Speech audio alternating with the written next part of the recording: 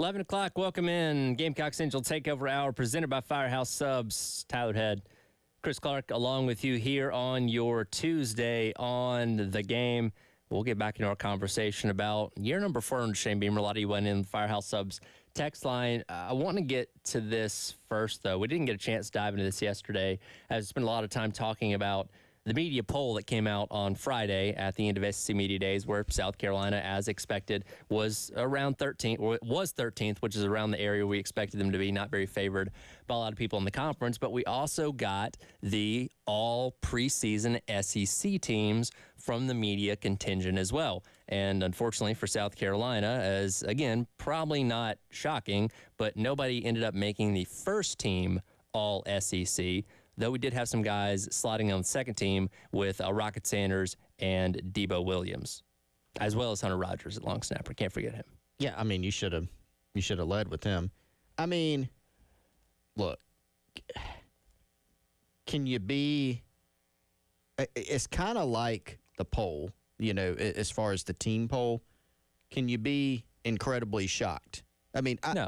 I don't think this, and I have not sensed any outrage or anything like that of, sometimes there's some legitimate snubs. Like Shane Beamer has had some very strong words in the past about, leaving off, Kai Kroger, Mitch Jeter, who will play for Notre Dame this year, in the past. And I think he's been right about those things. But you go through this list, I mean, goodness, look at the guys who are on, the first team offense list, I mean, just a bunch of, like Will Campbell at LSU on the O-line, Luther Burden, Carson Beck, Trevor Etienne. Like, these are elite players. And, Rocket Sanders checking in as the second-team running back is really based on not last year, right, but it's based on 2022. Well, I think the fact that he's second team is based on him just not playing a lot last year. Yeah. We know what he's capable of, but there's going to be apprehension until people see it on display that, hey, this guy's back to full strength. Now, yes, in the one game that he was fully healthy last year, did run for 100 yards, I think against Florida last year. So that capability is still certainly there. People just, want to see it obviously on a consistent clip week in and week out to prove that he's still the Rocket Sanders from 2 seasons ago. Yeah, I mean, and just to illustrate the depth of, your third-team quarterback is Jalen Milroe. Yeah, right. And so you could look at it going, well, I think Lenoris Sellers will be there. Yeah, but Lenoris hasn't played. Hey, he's not proven anything. He's not proven. Could he make a postseason SEC team? Sure. But even if he does that, like, again, your first, second, third team, Carson Beck, first team. Second team is Quinn Ewers at Texas, who's a great player. Likely to be in a top 10 draft pick. And then you got Milroe at Alabama, who's an excellent player. And it's so interesting because, people in the South Carolina fan base will look at this and say, well, you snubbed Debo, whoever it is, because obviously we're hyper-focused on what happens here at South Carolina. And Debo, rightfully so, made it to the second team. Very good and capable linebacker in the SEC. But, you look at the first-team linebackers, Harold Perkins, Danny Stutzman of Oklahoma, Dante Lawson of Alabama, Michael Williams of Georgia. Like, 4 phenomenal linebackers. Like, yes, Debo Williams' numbers are good, but I don't think you're going to find too many people out there that are going to put him quite in the category with those guys just yet. Doesn't mean he can't be as the season goes along, and we hope that he plays with his hair on fire and shows that, motivated guy that we saw last week out at Media Days for all 12 or however many games he ended up playing and can make his way onto that list. But, when you look at it from a 10,000-foot view of a now more expanded conference as a whole, where you have 2 more rosters of guys that can factor into this list, like, I see why he's a second-team guy. Like, it makes sense to me. And it begs the question, maybe this is where you were going, which guys who are not on here preseason could make the postseason version of this list? And I asked that question because I don't even know. Like, you could say, well, so-and-so should have made the preseason list. I don't know if you can gripe as much about that. Maybe there might be a guy or two, but I think the more fair question is, okay, after the season actually plays out, what does the postseason list look like? And so, as you mentioned, Tyler, Rocket Sanders, the second-team running back. And then defensively, Carolina had some picks. Nobody on the first team, but Debo on the second team. And then they had Tonka Hemingway and Nicky Manwari as third-team defense. So and I think, deservedly so. So which guys could be on a postseason SEC list? Anybody come to mind immediately for you? I think Rocket's the easy answer there because. But what about somebody who's not on the preseason list? Somebody that's not on any of these preseason lists at all? Ooh, that is a good question. Man. Ideally, if your defense is going to be significantly better, somebody from the edge room. Could that be a Dylan Stewart? Maybe. I mean, that's lofty expectations put on a true freshman, but obviously thinks very highly of himself, and we hopefully that turns out. But maybe it's a guy like Kyle Kennard. Yeah. You know what I mean? Who again has a track record, played at Georgia Tech. 8 sacks a season ago, 4 in one game. Like dude's able to put up numbers at a Power 5 level and could certainly factor in somebody that we've all been very high on, Demetrius Knight at linebacker. He's making the transition back to Power 5, but everything that we've seen up to this point checks the box of what you're looking at a linebacker. Now, again, how does that work with, playing next to Debo and all that kind of stuff? Well, how do the tackle numbers and all those kind of things look? Because stats at the end of the day are very, very important. But, those are two guys that come up to my mind kind of initially as some of the ones that, if they have great seasons, could certainly factor in. Yeah, so one obvious one that came up to me was, if Kai Kroger returns to form, he could be on there. Yeah. He did not make first, second, or third team as a punter. So I think he could certainly be on there. There's a couple on the defensive line that strike me. I think Dylan Stewart's going to be an SEC freshman team. I don't know if that equates. Will he make first, second, or third team all conference as a freshman? I don't know. I do predict he's going to be on the all freshman team for the conference. So TJ Sanders. I mean, TJ's a guy for me. If you look out of the guys that are going to be seniors or draft eligible after this season, he is the highest graded guy on the roster from my understanding. So to me, and he has shown in flashes like the Georgia game last year, kind of his coming out party. He's one that makes a lot of sense. Terry and I were talking about this yesterday, and Tonka did end up making the third team list as far as defensive line goes. And he actually showed up on that list of top 10 potential defensive linemen for this upcoming draft. Obviously, a very highly rated guy on Pro Football Focus. And a lot of that goes back to his versatility of being able to play inside and outside just with his body type and athleticism. And I'm very interested to see with how deep this defensive line room is, knock on wood, assuming that everybody stays healthy, if they're going to rotate as much as we think they are, does that affect somebody's ability to maybe make one of these lists where maybe they're not out there putting up as high of numbers as some guys around the league, but the unit as a whole is really, really good to where you maybe can't differentiate between guys as much for one of these kind of lists? I think in the coaches, if the coaches are voting on it, now sometimes that means the sports information director is putting in there. You come up with a list here. But hey, the thing is, if you have a really good defense or offense, normally somebody's getting their flowers,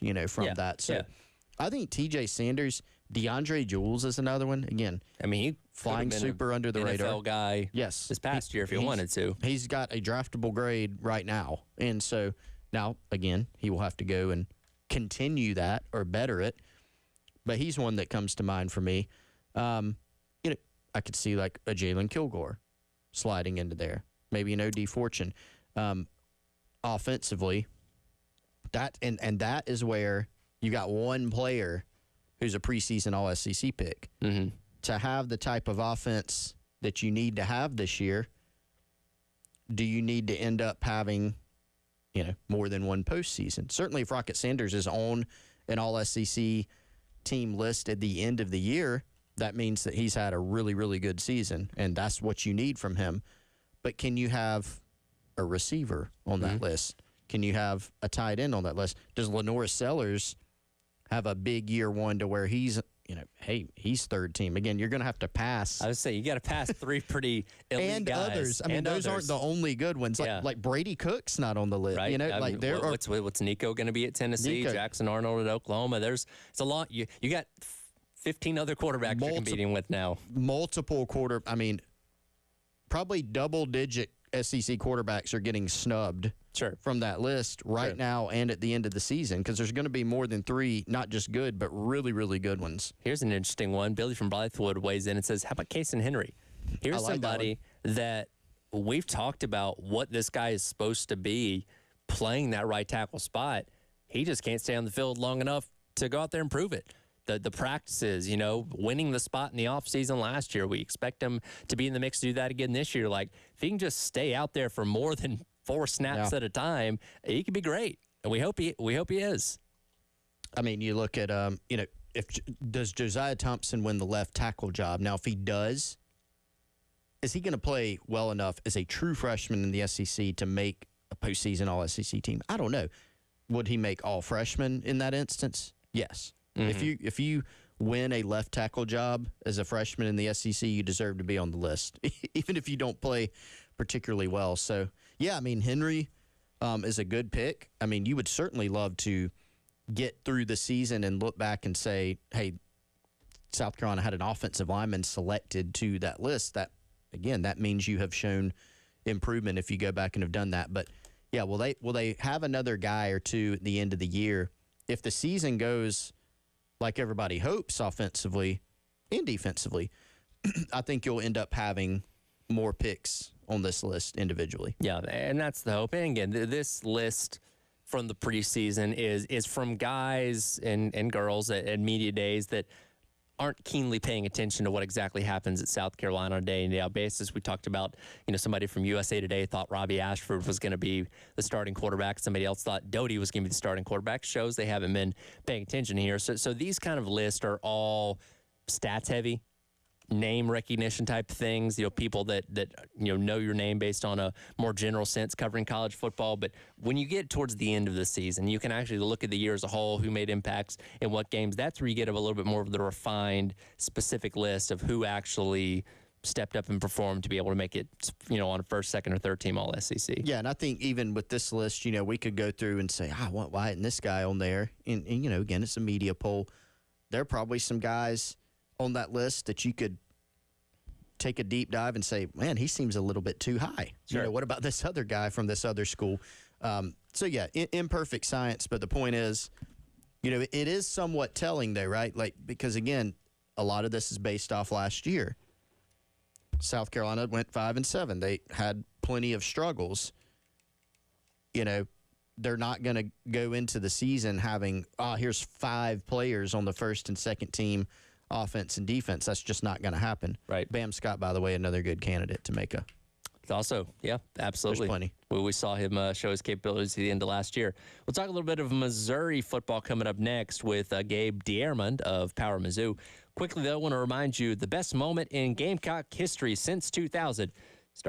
Coming up this Monday, July 29th, we're going to be putting up our Twitter polls that run through next Thursday, giving you a chance to vote on 4 choices each day for your favorite Gamecock moment since the year 2000. We'll take the 4 winners from week 1, start another poll that following Monday, August 5th. They'll run all week, and we'll announce our winner coming up on August the 12th. It's all sponsored by our friends over at Columbia Craft, 520 Green Street, down in Vista. Again, be on the lookout next week on South Carolina social media channels for the greatest or best moments in Gamecock history since the year 2000. Talking Missouri and what that means for South Carolina coming up later on this season. Gabe Diermond from Power Mizzou up next on the Gamecock Central Takeover Hour, presented by Firehouse Subs here in the game.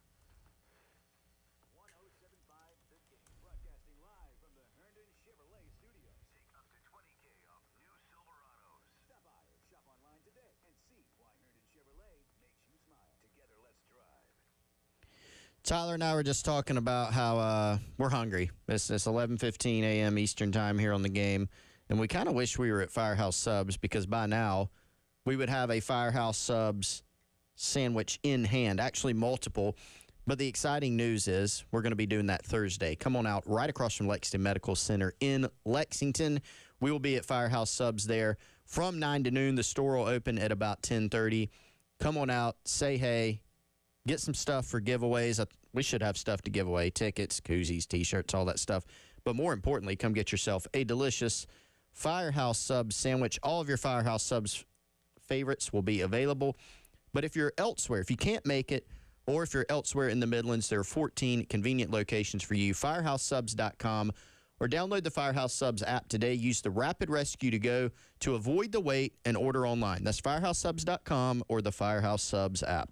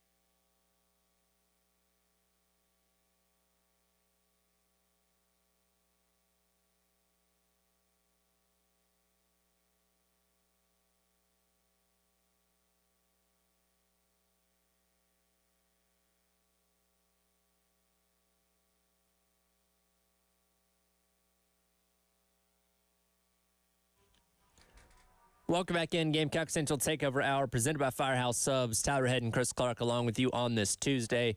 Been talking a lot about the Gamecocks' schedule this upcoming season, and one game that falls right in November that's going to be a huge one is when Missouri comes to town as Eli Drinkwitz brings the Tigers back to Williams-Brice Stadium, a place that has treated Eli Drinkwitz pretty good these past couple years, unfortunately, for Gamecock fans. Here to talk a little bit about the Missouri Tigers from Power Mizzou is Gabe Dierman. Gabe, first of all, thank you so much for taking a little bit of your time for us this morning. And I got to ask, coming off of a year that surprised a lot of people with Tigers, what's the vibe around this team going into 2024?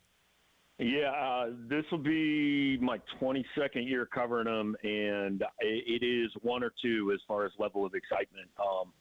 The only other year that compares is 2008. Missouri finished 07, number 4 in the country, 11-2, and maybe 12-2. I can't remember, but ton of excitement. And I think they started that next season ranked 4th or 5th, and started 6-0, and then lost a couple games, and everything kind of went south. Ended up 10-4. This year, I think the excitement is higher because of the 12-team playoff. Like in 2008. Missouri fans were super excited and thought they had a chance maybe to win the whole thing. But back then it was 2 teams. I mean, you had one loss, you were done. This year, hey, if Missouri goes to Texas A&M and loses in week 6, then you can still survive that and get a chance to go play for the whole thing. So I think because of that, because of how many more teams have a realistic path to a playoff and a shot at a national title, it's probably even more so this year. Gabe, Chris Clark here. Thanks for joining us, man. Appreciate it.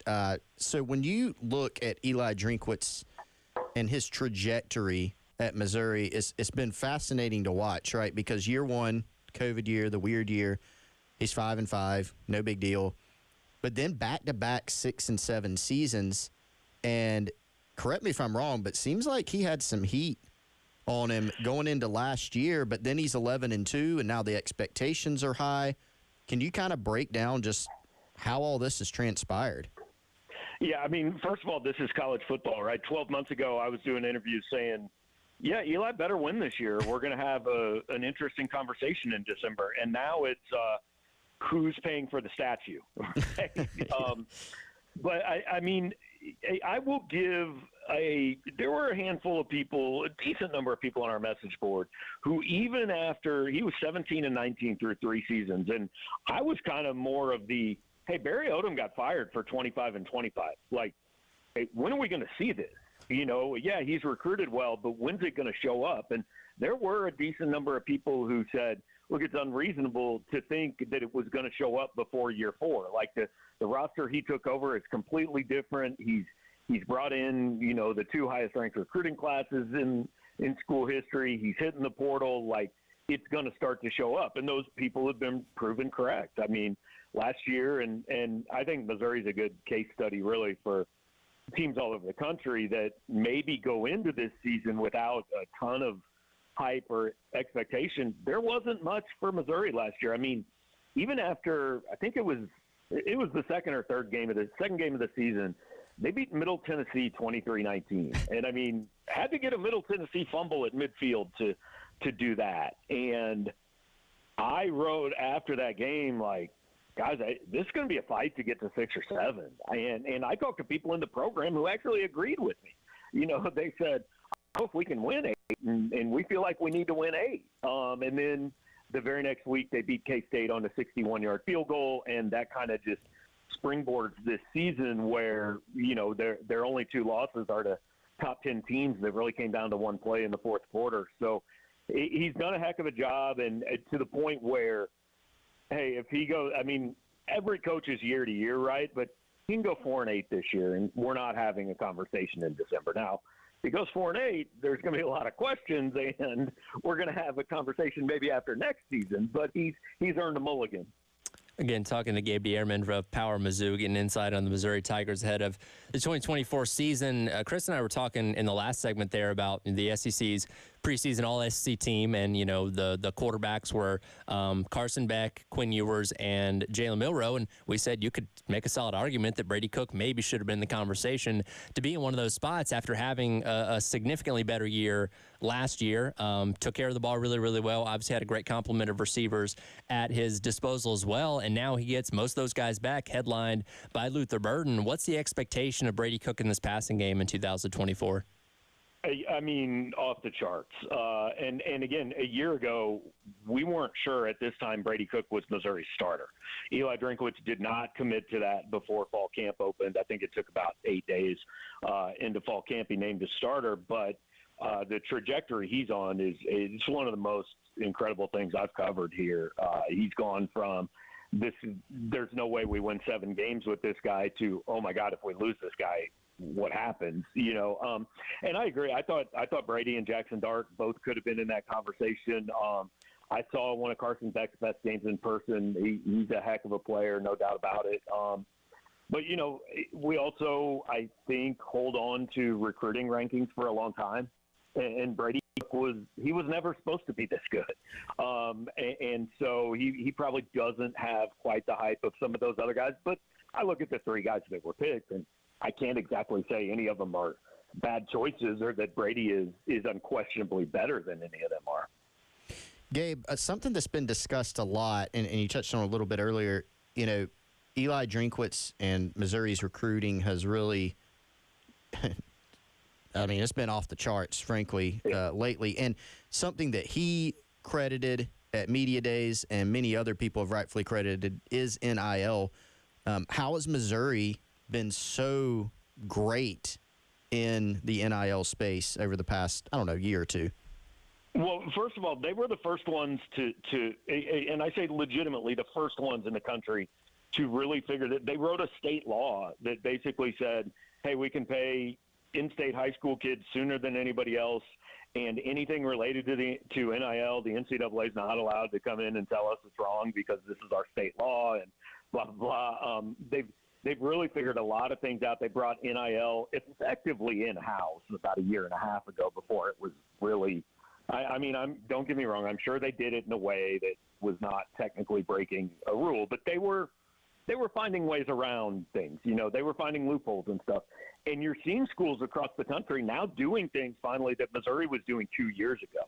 You know, I think I just read that Mississippi's like the 39th state to approve high school NIL, and I think maybe have some advantages for going to an in-state college. Missouri was doing that 2 years ago, and NIL has, I mean, there were two schools of thought. The pessimists at the beginning said, well, this is just going to widen the gap. The teams that have $1 billion are just going to outspend everybody.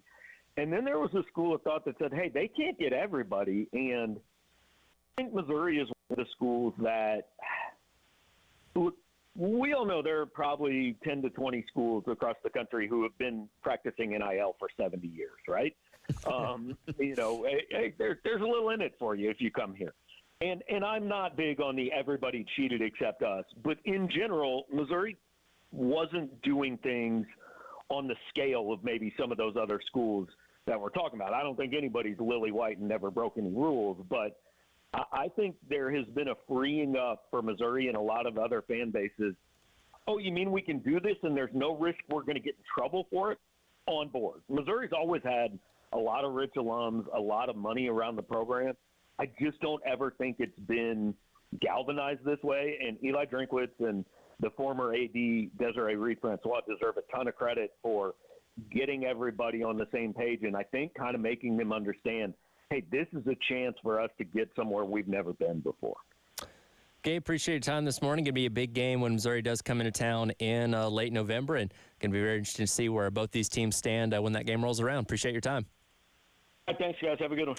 Absolutely. Again, Gabe Dierman from Power Mizzou. It's interesting looking at Missouri's schedule, and again, with the lack of divisions in the SEC, Carolina and Vanderbilt are the only two now former SEC East opponents they're going to see this year and next year as well, because you get the same 8 opponents. Like, when we go back to that conversation of is Missouri a rival, this might kind of add a little bit to that, because it's a team that one of the few teams they're actually familiar with they're going to be seeing for the next 2 years. You can think of it with dread if you're a Gamecock fan, but you can also think of it as how fun would that be? What an opportunity. You play spoiler, finally break that streak. Spoiler, that'd be fun. Not only the Missouri streak, the Drinkwitz streak as well. Right. That's the more painful. That is the more painful Much part. more painful. Absolutely. We'll continue on. Gamecock Central Takeover Hour presented by Firehouse Subs. Get back in the conversation of year number 4 of Shane Beamer. A lot of you weighing in on the Firehouse Subs text line with some thoughts on that. It's coming up next here on The Game.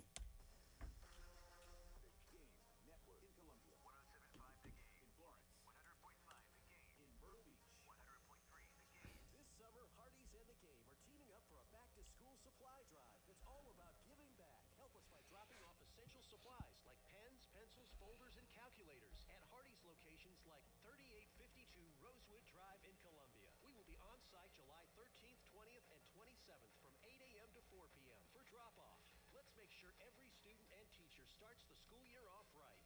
Together, we can make a difference in Richland 1 and Richland 2 Anyone who donates school supplies will receive one free three-piece chicken tenders coupon from Hardee's. Limit one coupon per donating customer while supplies last. Hardee's and the game, partnering to support our community. All right, y'all. One of our outstanding partners here on the Gamecock Central Takeover Hour. It is Kendall Walsh at Goldline Framing. They are our friends. Kendall Walsh, the owner, Joni James, the manager. They want to take care of any and all of your custom framing needs at Goldline Framing. From diplomas to original artwork, canvases, jerseys, flags, and of course, if you have any autographed prints that you have laying around and you want to get those framed, protect them, make them look good, they can do that for you at Goldline Framing. They've been in business for over 20 years. Head on over to 511 12th Street. That's in West Columbia. Check out their art gallery, their home decor, their furniture, and their gift items in the store. 803-739-1337. They're open Tuesday to Friday, 10 a.m. to 5:30 p.m. That's our friends over at Goldline Framing. Give them a follow on Instagram, Goldline Framing SC.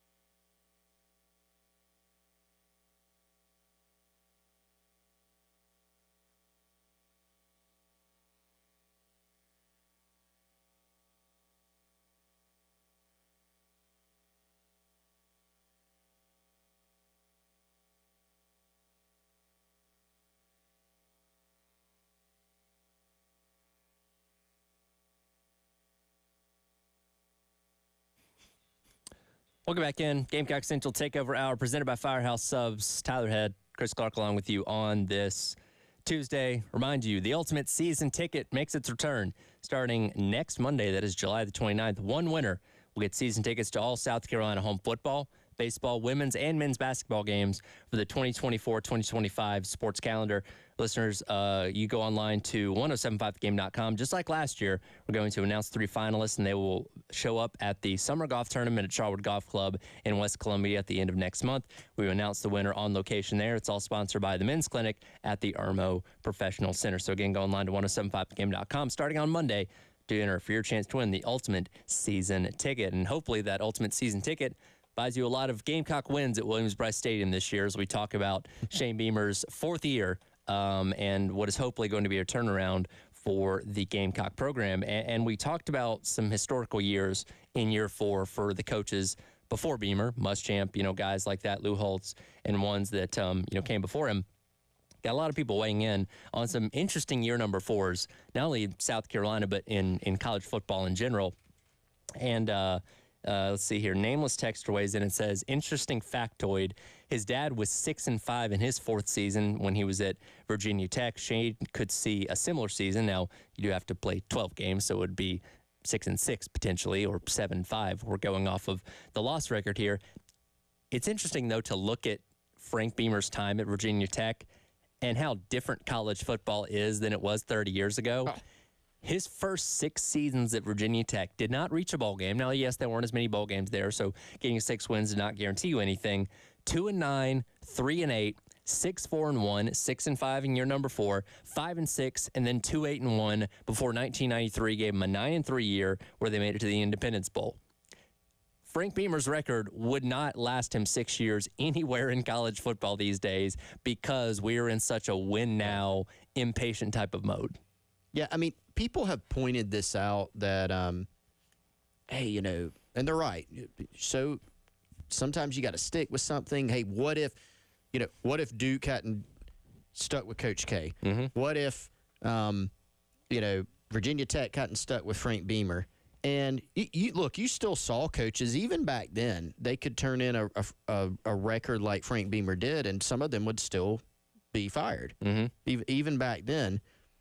And it's fair to point out that most of the time when a coach does get fired, it is time. It has just been accelerated nowadays because of how kind of all-encompassing and involved and everything that has to do with Gamecock, or not with Gamecock sports, with college sports. Now there's TV revenue, there's boosters, there's ticket sales, there's all these different things to where you feel this immense pressure as an athletics department at an institution, and you're hearing, like, it becomes even more pressure than it actually is because you're hearing about it on social media and getting emails. Every time a coach is fired, a newspaper will, get an open records request and release all the hilarious emails that an AD was being sent. Sure. Sure. We got to fire this guy, whatever. There are some times where you look back on a coach being fired and you do kind of wonder, man, what if they would have stuck with that? Mm-hmm. So it is fascinating. Frank Beamer was always a guy that he was he did fire coaches at times, but it was pretty rare. Yep. There would be a lot of instances where he was getting some pressure even from his administration to get rid of some coaches. He wouldn't. And certainly the track record that he ended up turning in during his career was great. Doesn't work that way for everybody. Right. Sometimes coaches need to fire coaches and they don't, and it turns out badly for them. And that's interesting that you mentioned that because as we went through last season, and look, defense was struggling through 3/4 of the year and, got better in the month of November, as we know. And there are a lot of people, and we talked about this plenty, of, hey, they should move on from Clayton White. Need a new defense coordinator, need a new scheme on defense, whatever it may be. And one counterpoint that I had to that is, well, Beamer's never been a head coach before. We don't know where his line in the sand is with firing coaches or retaining coaches. Obviously ended up hanging on to Clayton White, did end up moving on from, Montero Hardesty as the running backs coach, and things weren't working out in the running back room the way they wanted to, but you truly don't know where coaches are in terms of who they want to keep and how they want to move on from people. And his dad being somebody that was a little more lenient in allowing guys to stay on longer than maybe other people would have wanted them to be and ended up working out for him was, in my opinion, a potential influence on him. Yeah.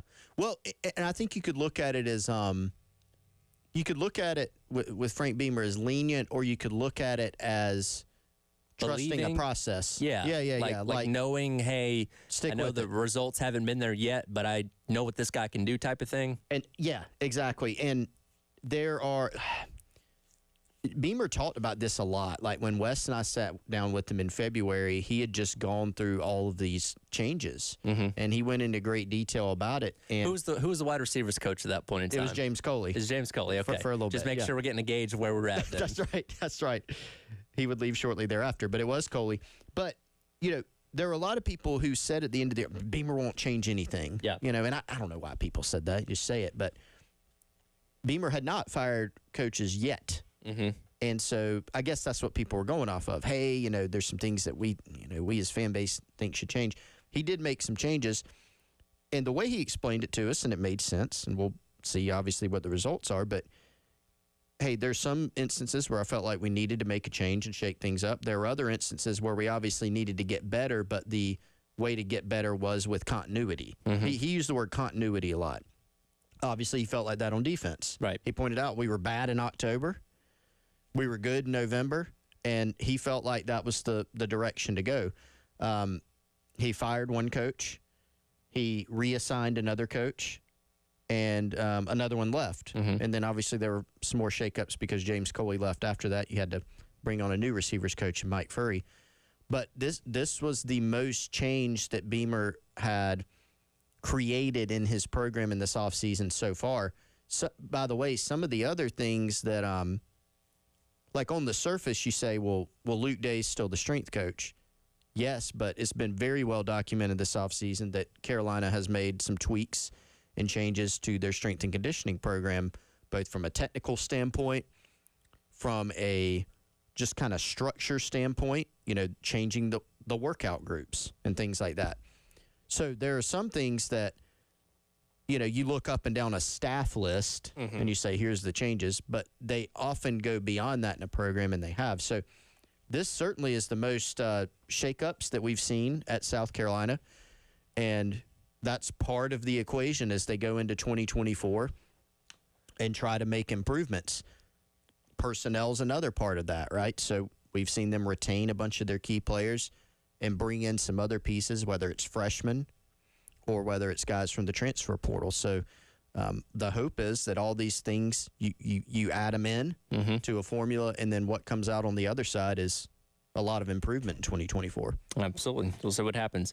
Quick reminder, Game and Hardee's teaming up to make sure school students in Richland 1, Richland 2 school districts have all supplies they need for the start of the school year. You can help by donating items this Saturday between 2 and 4 at the Hardee's at 3852 Rosewood Drive. I'll be out there from 2 until 4, by the way. First 100 folks that donate will also get a free coupon for a 3-piece chicken strip meal from Hardee's as well. Again, from 2 until 4, Saturday out of 3852 Rosewood Drive here in Columbia. We'll come back, wrap up today's edition of the Gamecock Central Takeover Hour, presented by Firehouse Subs. Some news relating to a former Gamecock in the Atlanta Braves that wasn't great last night, and also perhaps one of the best sports names I've ever seen.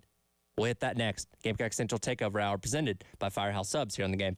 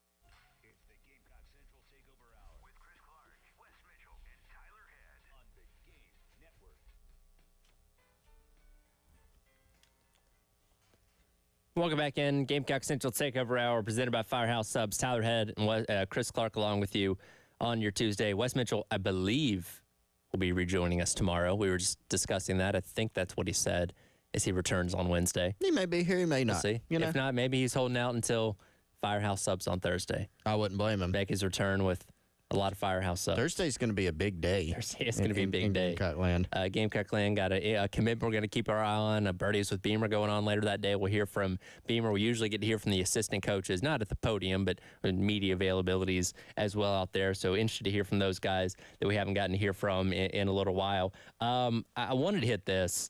So Whit Merrifield, somebody that obviously Gamecock fans keep a keen eye on as his major league career probably getting close to the end, 35 years of age, been around for a while now. Did sign with the Atlanta Braves the other day. Was expected to fill that role that Ozzie Albies is now vacating with his hand injury after his getting hurt in Sunday's game against St. Louis.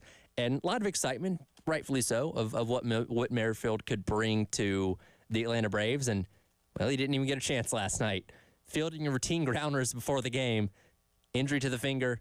X-rays come back negative, but he's now day-to-day. I mean, as Brian Sittinger said, you can't really make this up.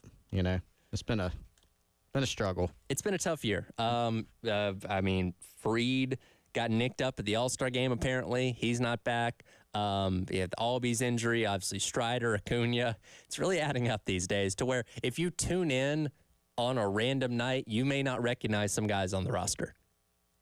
Yeah, no. I mean, not for. I've become a more casualized Braves fan too. But you don't have the TV availability either. That probably doesn't help. Does not help at all. Now my mom and stepdad do. They just moved to Columbia, and he's an avid watcher. Okay. He would give, Wes Mitchell, maybe even David Cloninger, a run for their money on the Braves watching. But yeah, every now and then there's somebody, and I go, who exactly is this guy?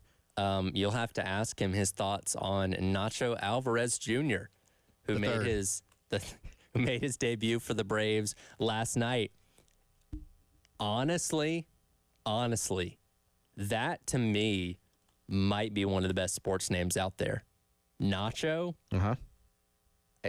I'm struggling to think of one's better than that. It's a phenomenal name. Don't even care how well he plays. It's a great name. He went 0 for 4 last night, but that's besides the point. I don't think anybody performed particularly well in the 4-1 loss. The starting pitching's been disastrous since the All-Star break outside of Charlie Morton. But if he sticks, right, you got to have a Nacho helmet, like at Truist Park, right? He's got to have his own nachos at some point. Nacho helmet. Yeah, this is absolutely, yes. By the way, speaking of Braves, I've been trying to find a way to shoehorn this into the show. It's not Gamecock related, but it is Braves related. Okay. Did you see going around social media about the Braves pitching prospect? Which one? With the bad numbers? Yes, I did. Yeah. Oh, hold on. Let me. I've got it here. I got some. Yeah, pull up yours. Make sure we match them up. But no, I don't mean to pile on to the guy. But let's go ahead and these say are glaring. He is way better than any of us could dream it being at baseball. But Francisco Vicioso he's pitched 3 innings. This is of July 20th. He's pitched 3 innings of professional ball. He has a 60 ERA, which is that's rough, right? Right. But when you dive deeper into the 3 innings, he has walked 28 batters and has thrown 35 wild pitches. He also is 0 for 3 on fielding chances with 3 errors. How exactly? I don't think he's going to be rocketing up the because he's in the Dominican Summer League as of right now, which is, that's entry level professional baseball. I don't think he's going to be rocking it up the ladder anytime soon. With those kind of numbers. We might. If this continues for Atlanta, we might look up and starting pitcher Francisco Vicioso. Yeah, it's not great. I'll say that much. And these are numbers combined with last year as well. So he had a third of an inning last year. let's see. Yeah, so third of an inning last year, hit 4 batters in that third of an inning, and then pitched 2 2/3 so far this year. He's not off to a great start. Somebody posted yesterday all 13 pitches from his appearance on July 5th. He threw 13 pitches and 12 of them were balls. I feel bad. We're piling on the guy at this point, but it's funny because yesterday, Terry and I on our greatest day at the history of the world, it was the anniversary of Greg Magg's 78 pitch complete game, and I think in that game, like 60 of those pitches were strikes. Like most, there were 62 pitches, I think, were strikes. Like about as efficient can get. Francisco Viasca, sorry. Wow. You just did 3 different ones. I don't know. Whatever his name is. Complete opposite. Where he can't seem to find strike zone to save his life. Yeah. I feel bad. But, and it should be pointed out, you mentioned this earlier, it's not like this guy's doing this in AAA. No. This is the Dominican Summer League. It is like, isn't that like the lowest level of professional baseball that's actually affiliated with the MLB? That rookie ball, they're right around the same ilk here. Yeah. So somebody put his stat 0 home runs allowed. That is true. He's only surrendered 2 hits. So there's that. Yeah. People are having a hard time getting a hold of one of his pitches, I think, to be honest. And I mentioned he only pitched a third of an inning last year. That was between 2 starts. Mm-hmm. So in 2 starts, he only managed to garner 1 out. Not looking great. Yeah. They've at least moved him to the bullpen this year. He's appeared in 7 games, but not started any of them. So they're at least taking the pressure of having the game start with him. Yes. When Wes returns, we'll get his, maybe he'll have a scouting report for us on Francisco V. Don't know how much of a scouting report that's going to be, but I'm not expecting him to be with the big club anytime soon, that's for sure.